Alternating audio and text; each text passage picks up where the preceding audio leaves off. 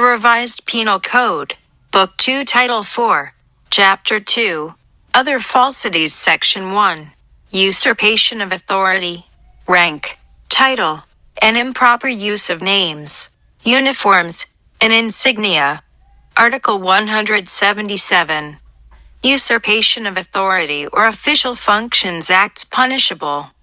1.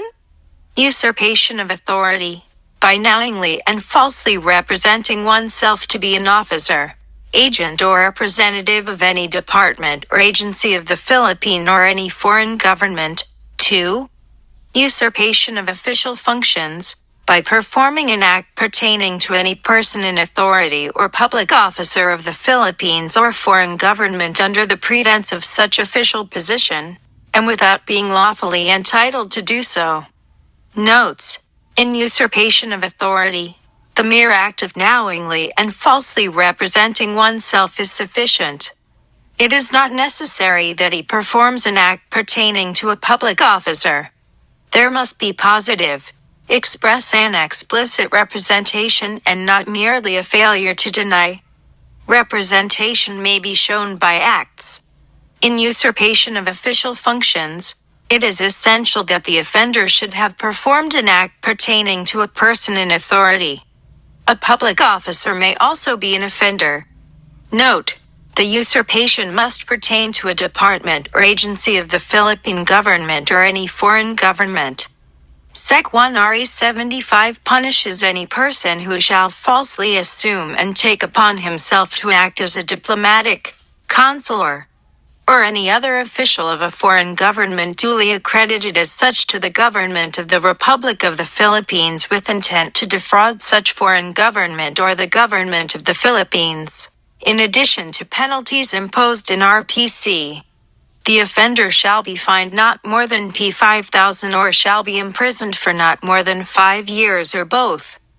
If it can be proven that the usurpation of authority or official functions by accused was done in good faith or under cloth of authority, then the charge of usurpation will not apply. Article 178. Using fictitious name and concealing true name. Elements of using fictitious name. 1. That the offender uses a name other than his real name. 2. That he uses that fictitious name publicly. 3. That the purpose of the offender is A. to conceal a crime, B. to evade the execution of a judgment, or C. to cause damage to public interest. X. Signing fictitious name for a passport. Elements of concealing true name. 1. That the offender conceals A. his true name, and B. all other personal circumstances, and 2. That the purpose is only to conceal his identity. Use of fictitious name versus concealing a true name. 1.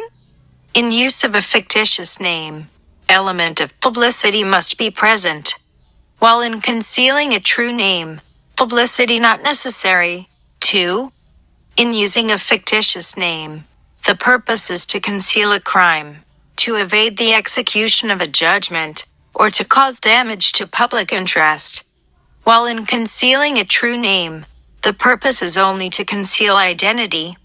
Notes: a fictitious name is any other name which a person publicly applies to himself without authority of law. CA number 142, Anti-alias Law, Persons Liable. 1. Any person who uses any name different from the one WWC he was registered at birth in the office of the local civil registry, or WWC he was registered in the Bureau of Immigration upon entry, or such substitute name as may have been authorized by a competent court.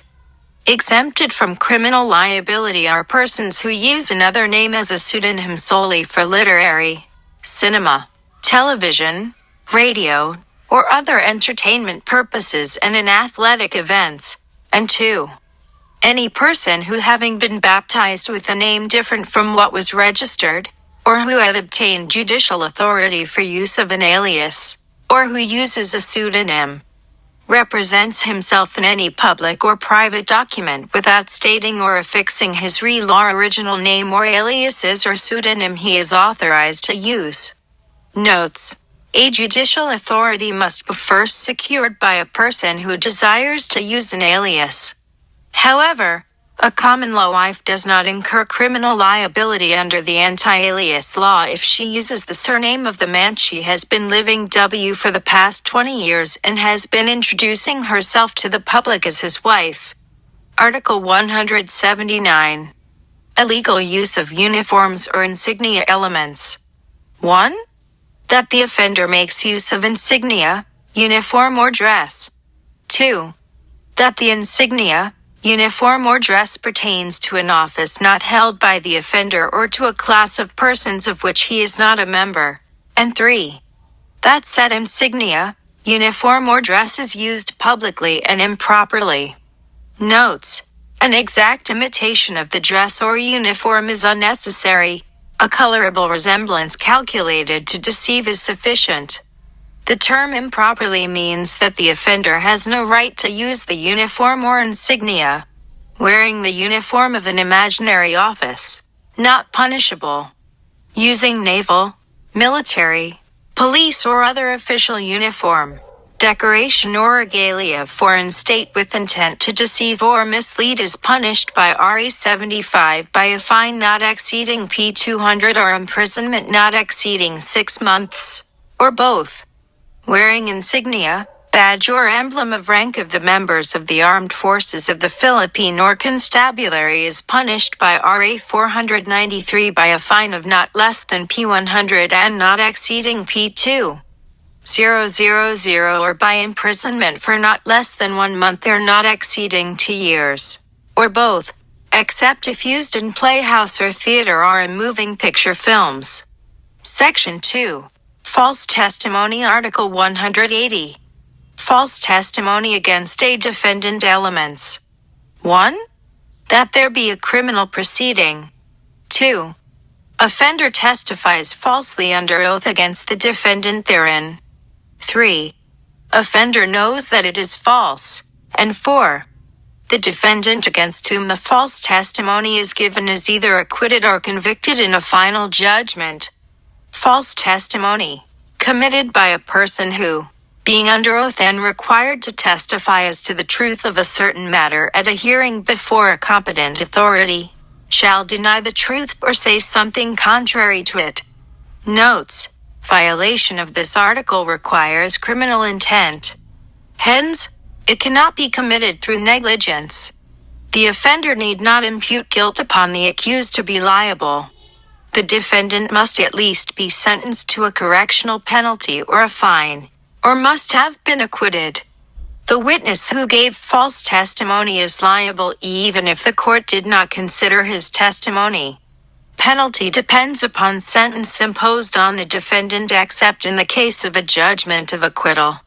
Since Art 180 does not prescribe the penalty where the defendant in a criminal case is sentenced to a light penalty, false testimony in this instance cannot be punished considering that a penal must be strictly construed. Article 181. False testimony favorable to the defendant. Notes: false testimony by negative statement is still in favor of the defendant.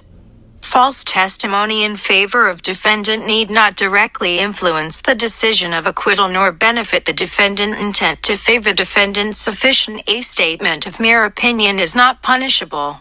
Conviction or acquittal is not necessary. Final judgment is not necessary, but gravity of crime in principal case should be shown. A defendant who voluntarily goes up on the witness stand and falsely imputes to another person the commission of the offense is liable under this article. If he merely denies the commission of the offense, he is not liable. Rectification made spontaneously after realizing mistake is not false testimony. Not liable if there is no evidence that accused acted with malice or criminal intent to testify falsely. The penalty in this article is less than that which is provided in the preceding article because there is no danger to life or liberty of the defendant. Article 182. False testimony in civil cases. Elements. 1. That the testimony must be given in a civil case. 2. That the testimony must relate to the issues presented in said case. 3. That the testimony must be false. 4. That the false testimony must be given by the defendant knowing the same to be false. And 5. That the testimony must be malicious and given with an intent to affect the issues presented in the said case. Notes: this article is not applicable when testimony is given in a special proceeding. In this case, the crime is perjury. Basis of penalty: amount involved in the civil case. Article 183. False testimony in other cases and perjury in solemn affirmation elements. 1. That an accused made a statement under oath or made an affidavit upon a material matter. 2. That the statement or affidavit was made before a competent officer, authorized to receive and administer oath. 3. That in that statement or affidavit, the accused made a willful and deliberate assertion of a falsehood. And 4. That the sworn statement or affidavit containing the falsity is required by law. 2 ways of committing perjury: A. By falsely testifying under oath.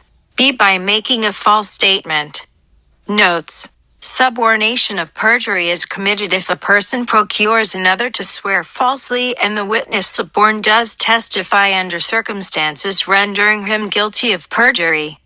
This is now treated as plain perjury. The one inducing another is principal by inducement and the one induced as principal by direct participation. Solemn affirmation refers to non-judicial proceedings and affidavits. A false affidavit to a criminal complaint may give rise to perjury. A matter is material when it is directed to prove a fact and issue. A competent person authorized to administer an oath means a person who has a right to inquire into the questions presented to him upon matters under his jurisdiction. There is no perjury through negligence or imprudence, since the assertion of falsehood must be willful and deliberate. Even if there is no law requiring the statement to be made under oath, as long as it is made for a legal purpose, it is sufficient. Perjury is an offense which covers false oaths other than those taken in the course of judicial proceedings.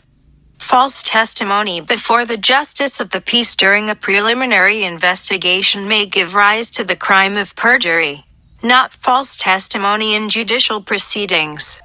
The latter crime contemplates an actual trial where a judgment of conviction or acquittal is rendered. Art 184. Offering false testimony in evidence elements. 1. That the offender offered in evidence a false witness or false testimony. 2. That he knew the witness or the testimony was false. And 3. That the offer was made in a judicial or official proceeding. Notes: this article applies when the offender, without inducing another but knowing him to be a false witness, presented him and the latter testified falsely in a judicial or official proceeding.